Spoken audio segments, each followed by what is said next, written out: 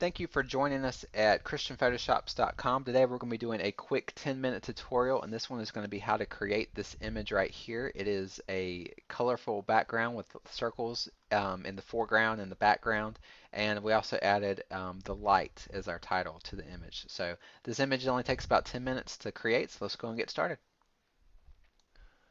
Alright, the first thing we're going to do is go ahead and File, New. We're going to have our width about 2000 and our height 1500, and then our resolution can be around 72. Alright, go ahead and create a new layer, and what we're going to do, the very first thing we have to do is create a brush to create all those circles. I'm going to go ahead and deactivate the background layer. And on our new layer right here, we're going to go ahead and make a new brush. And it's pretty simple to do. And what we're going to do is first thing is use your elliptical marquee tool right here. Hold down the shift key and draw a perfect circle. You can draw it just right in the center. Make a pretty big circle, about like this. That looks good. And then we're going to fill it with a color, kind of a medium gray is what we're going to fill it with. Almost a little bit darker than medium gray. So the color I got is 74, 74, 74. So click OK. Fill that circle with dark gray, deselect. And now we're going to add a ring around the circle. So how we do that is go to your effects down here, click on stroke, and then the stroke is going to be about like that as far as the width. For mine it's 32 pixels, or about, we'll do about 28 pixels. For yours it may be different, and it depends on the effect you want, but this is the size of the ring around it. And the color is black, and the important thing right here is your opacity. Make sure your opacity for that black is about 75% or so. Okay, so we have a black ring around it that's low opacity, or lower opacity. Click OK. And then our gray circle in the middle needs to be lower opacity too. So go to your fill color, and then change your fill down to about 70. We'll go actually lower. We'll go about 65%. Okay, make a new layer on top of this one, and then click the control key, push the control key, and then do both layers, and then right click it, and then do merge layers. There we go. So now we have a circle with the stroke around it, and it is semi-transparent. So that's what we want. To make a brush, all you have to do if you want to make a new brush is when you have your object created like this, just click the control key, click the layer. Now the entire object is selected. Go to Edit, to Define Brush Preset, and we can name it to whatever we want. We'll call it Circle. Okay, and then deselect, and then you can actually just delete that. So we have our new brush created, and we're going to make it on the background. The background for this one doesn't need to be white, it needs to be a dark color, and we're going to go not to black, but we're going to go just slightly above black. So maybe about right there looks good. My color is 121212, and that's a very, very dark gray, almost a black. Fill your background, so we have our dark black background, or almost black background. Create a new layer, go to your brush tool, and we're going to find that new brush we just made. Here it is, and we'll use white. So here's our new brush. We just made it a couple minutes ago. So that's what your brush looks like. And you can change the size however you want to do it. So that's our brush. And what we're going to do is we're going to be painting circles all over the canvas. And you could just manually paint all of them if you wanted to. That would take a long time. So what we're going to do is we're going to use a shortcut using our brush tool. So go to your brush panel. I have it right here beside my layers panel. If you don't have it there, you can just go to Window and then click Brush, and your brush panel will show up. So while we have this circle brush that we made, this is the default way that it paints the circle. And all you have to do is use all of these little tools right here to change the way it paints.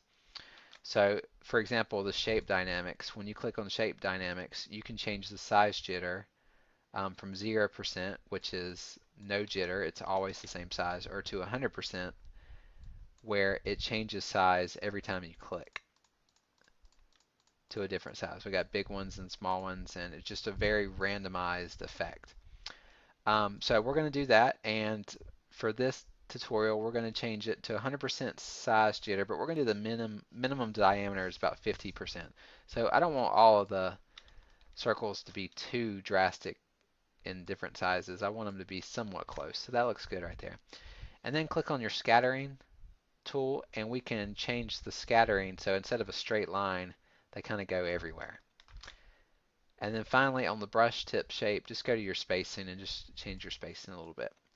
Alright, so what we're going to do is on our layer, we're going to draw some circles, and I'm going to draw it maybe not quite that big, maybe about like this. So just draw some random circles all over the canvas, doesn't matter where they're going. Some can be on top of each other, some can be halfway off the canvas, that's fine. So now we have a good random assortment of circles right here. Okay.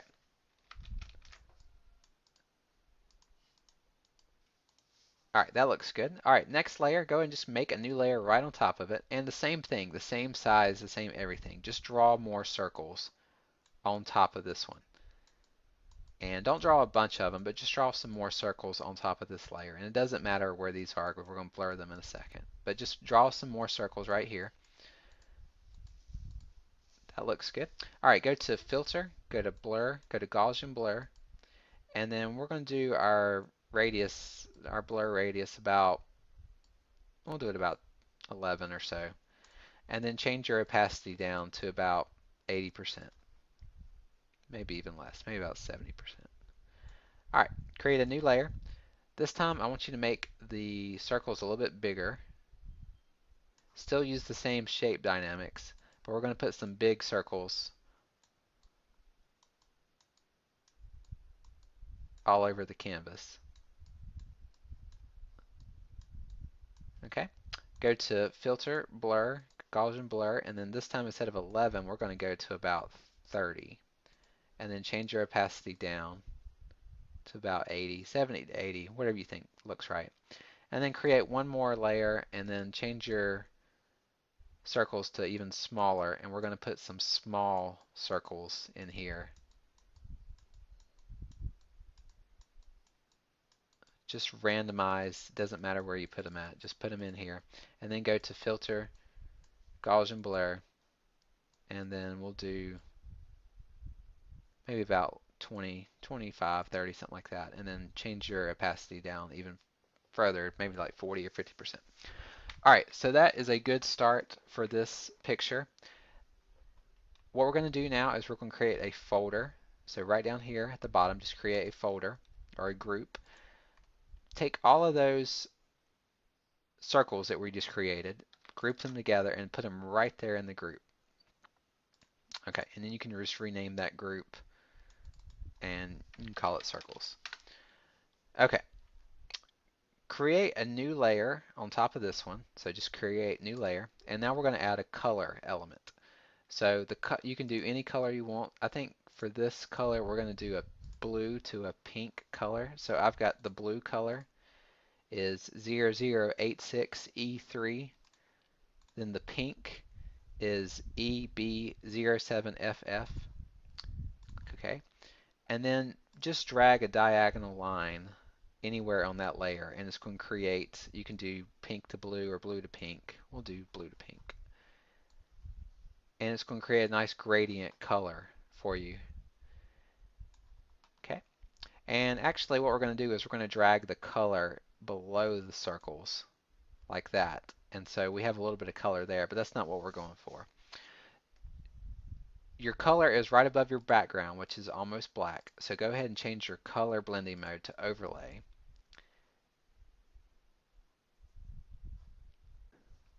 And for the circles, for this, the folder blending mode. We're going to change that from pass through. We're going to change that to color dodge. Okay. And then what we're going to do to amplify that is we're going to duplicate the entire group. So just right click it and do duplicate. Okay, that looks good. And that's pretty much it right there. We have a nice colorful image right here, the blue going to the purple with the, the colorful circles going in the background. And if you wanted to change the color, um, instead of a blue to a pink, if you just wanted to change it to maybe a pink to a yellow, or you could use some of the Photoshop colors, the purple to orange, or even the rainbow color. Whatever color you want to use, just change that right there and keep it to overlay over the black, so that'll help change the colors. But we're going to use the blue to the pink for this one. I think that looks good. And finally, we're going to go ahead and add some text to the picture, get kind of a Christian theme. Go ahead and create a new layer on top of everything, and we're going to call this one the lights. So just type in the word the lights. I'm going to change my font. We'll just do Arial font. Will be fine. I'm going to put that about right there. Rasterize your type and then make a new folder or group and then put the light into that group. Change your group blending mode from pass through, change it to color dodge, and then on the light right there, click it and go to blur, Gaussian blur, and we're going to blur it not completely, but maybe kind of like that. Looks good. Okay. And you can move the light to wherever you want. You can take it to the purple. You can take it to the blue and purple. I'm going to leave it right here in the blue. And if you want to, you could always duplicate the group again, kind of emphasize the bright parts. But I think right there looks good. All right, we can call that a finished Photoshop. Nice colorful picture with some circles in the background, and got a Bible theme, the light right here. So I hope you enjoyed this tutorial. If you have any questions about this tutorial or any of our other images, please contact me and I'll be able to help you. And thanks again for joining us at ChristianPhotoshops.com, and I appreciate it.